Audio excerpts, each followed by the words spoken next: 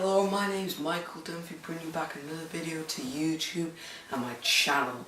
Now today I haven't uploaded a video in a long time.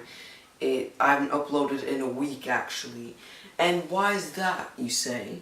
The reason because is that I've been busy with so many things. Since I'm a drummer, I have to do my drumming work, my homework, the school, just busy stuff, like I have to plan for the Christmas shopping because it's Christmas soon. There's just been a lot of things that I couldn't do on YouTube last week. So obviously we are going to get back into the mood of things. Now, this is a very special video. Every year I will be doing a comic book collection of my entire trade paperbacks, of the comics, of trade paperbacks and hardcovers. This is the comic collection of 2015. So the state right now is 2015 on November. So we will grow, so my comic book collection will grow bigger, and around 2016 it will probably be big.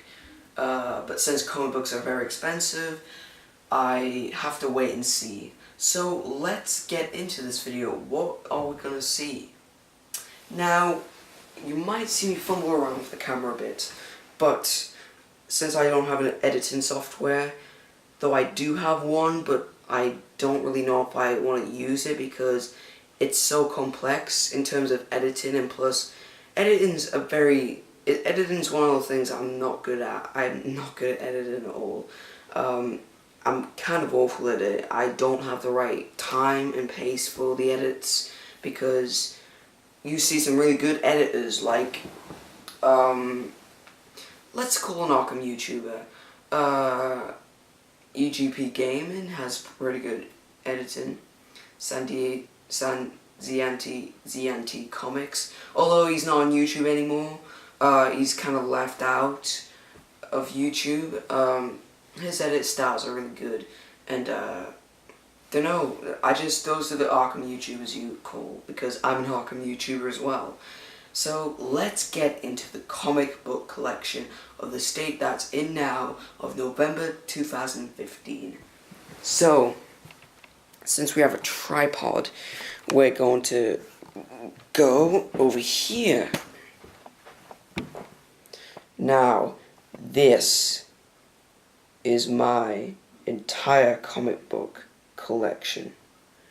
It's not just Batman, it's a variety of things. Now, we're gonna get into this. Okay, sorry about the blurry camera, but we're gonna get into this. So, here we are. I put the camera up here. Back to my usual sitting position.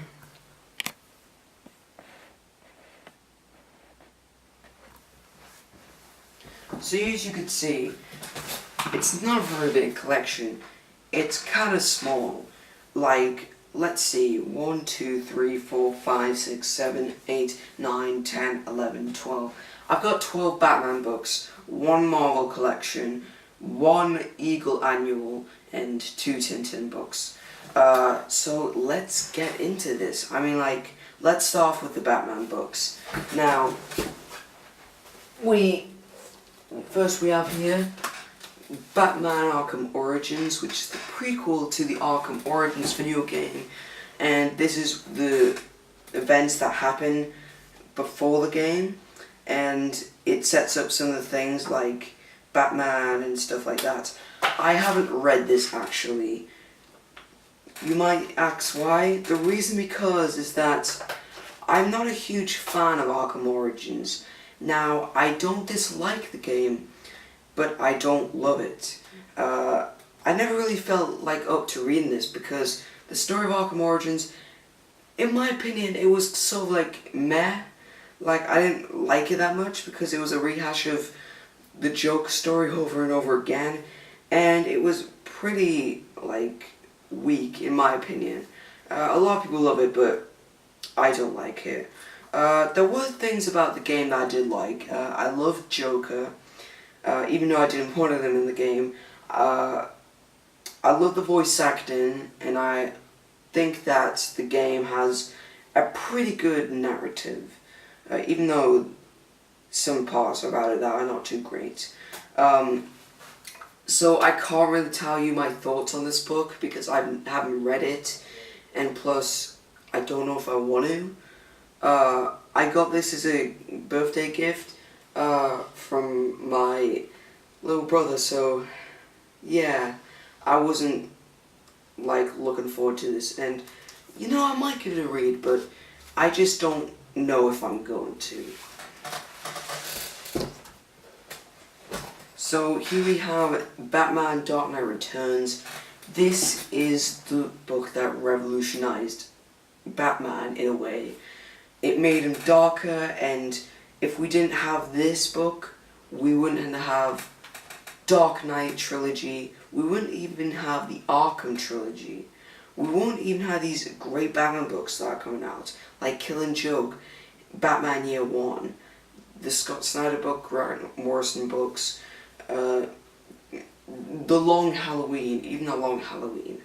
I mean, like, this book was so revolutionary at its time, and it still holds up today. It's 30 years this book is out. And Dark Knight Master Race issue 1 has just came out, and I plan on getting that Christmas, and basically going to do a review on the issues, because it's the first time I'm collecting issues, because usually I would pick up trades, but why did I do that?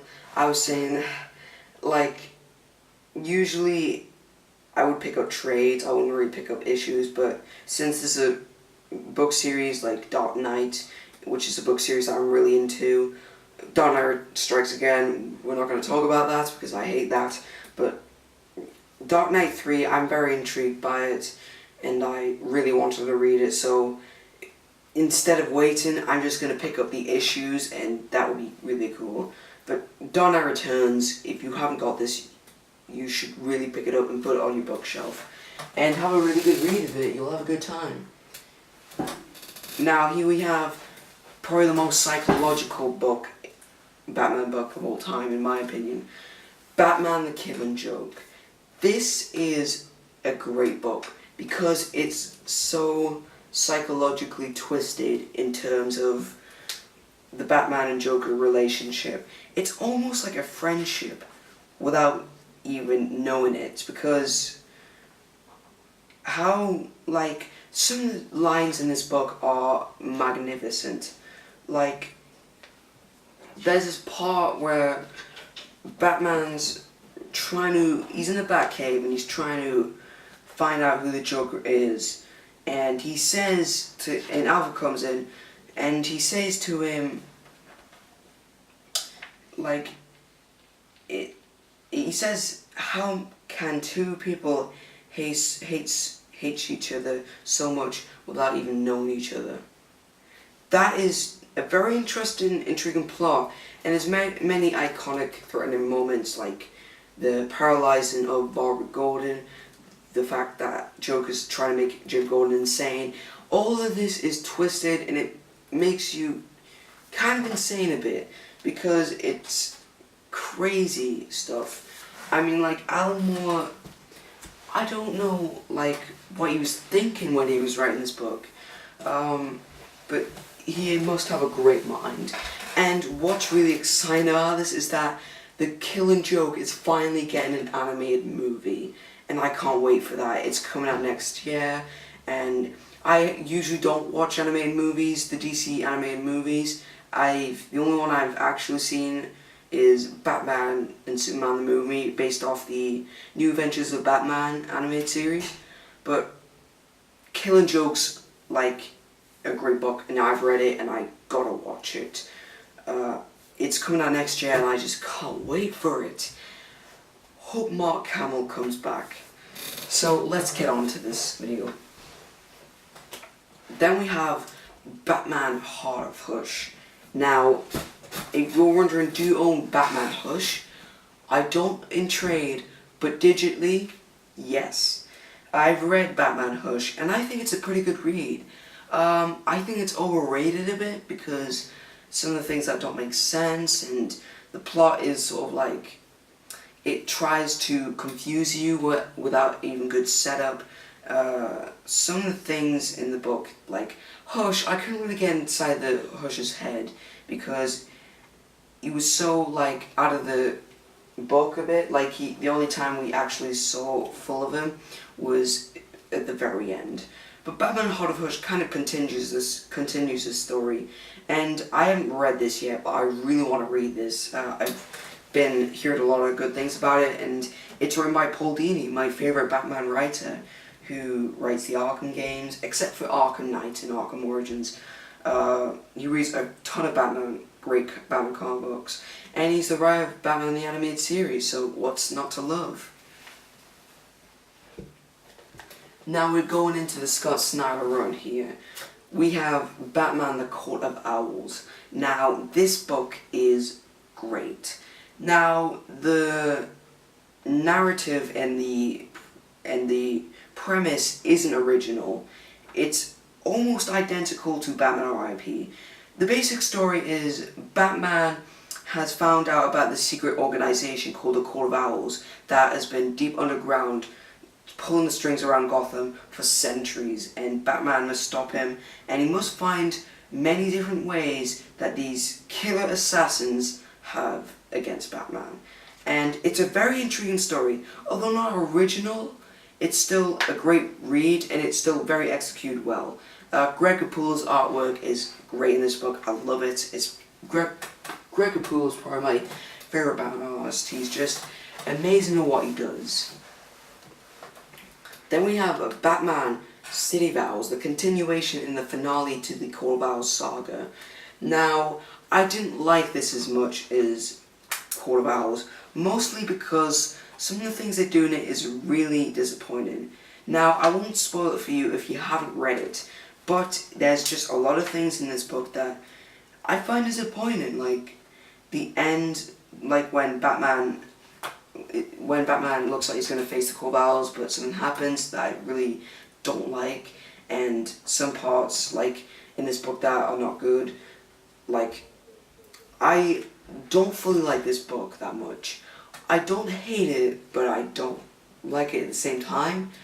There are some good bits, like, there's this mini issue with, I can't remember what she's called, but Hopper. There's this issue with Hopper, and it's really good. I won't say too much about it, but you should definitely read it. It's a very good issue. So, City of Owls, it's a mixed bag. There's some things I like, and there's some things I don't like. Moving on to Volume 3, which is Batman Death of the Family. Joker returns to Gotham City, but in Detective Comics, he got his face cut off by the doll maker, and now he has stapled it to his head, and it's creepy, and he's now returned to Gotham to take down the Bat Family. Now, Volume 1, Volume 2, Volume 3 are the only volumes I have in the Scott Snyder series. I'm planning to get Zero Year and the rest of his series, like Graveyard Shift and the Endgame series, around Christmas. Though I'll see about that. I'll probably get the first 2 volumes of Zero Year, which is basically about Batman's first year of crime fighting, which is pretty interesting. Moving on to Batman Arkham Knight, the prequel storyline. Now, this is a prequel to the Arkham Knight video game, and I've read this, and I want to do a review on this because I've been very intrigued by this book. This book ties and ends from between Arkham City and Arkham Knight. Like, spoiler alert, the Joker dies, and he basically, like, it's had a huge impact on Gotham City, and there's a lot of different events, like, happening here, like, some parts about Joker, some parts about the Scarecrow having his plan to take down Batman, and some parts about the Arkham Knight and the Aberrancy brothers. I can't pronounce their name, but they're basically these twins, and one's on the Joker's gang and one's on the Penguin's gang. And those storylines, I always really love those storylines with them because they're very interesting. Arkham Knight is a good book. It's really good. The artwork it's good, but it's kind of ripping off Greg Capullo's artwork. But I still really like it. Moving on, we have the classic Batman Long Halloween. I don't really say much, but the only thing I could say about this is that this is amazing. The mystery is good in it. The artwork is really good in it. And the whole conflict between Harvey Dent, Two-Face, Harvey Dent, Jim Gordon, and Batman. Their relationship is very well handled here, and it's just overall a great book. It's got almost all the Batman villains, and it's almost everything you would want in a Batman comic book. Moving on, we have the sequel, Dark Victory. Now, Dark Victory is not as good as Long Halloween, but it's still an entertaining read. Now, one of the flaws that this has is that it has a thing called sequelitis, where it rehashes some of the same things, like the story's pretty much the same, like there's this killer and Batman has to find him out, and he's leaving these clues around Gotham City, and he's killing off certain people for whatever reason that you find out in the story. It's very similar, and it's almost the same story, but it's still entertaining. Like, there's Robin's origin story in this. Now, people might not agree with me on this, and I might get a few dislikes, but